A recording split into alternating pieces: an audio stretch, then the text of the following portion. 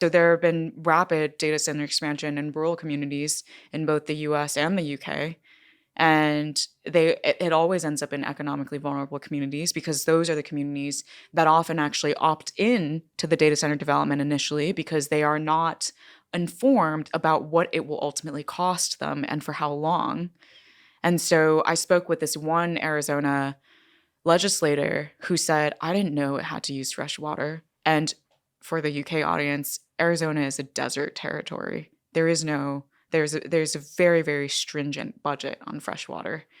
And after that legislator found out, she was like, I would have never voted for having this data center in. But the problem is that there are so few independent experts for these legislators, city council members to consult that they're the only people that they rely on for the information about what the impact of this is going to be are the companies. And all the companies ever say is, we're going to invest millions of dollars.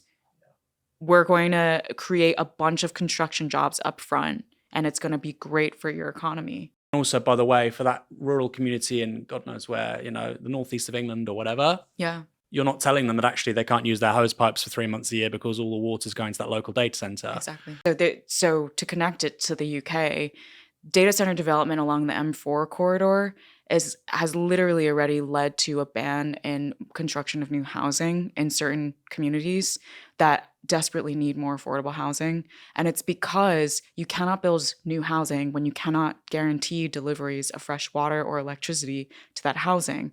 And it was due to the massive electricity consumption of the data centers being built in that corridor that led to that ban. That's nuts.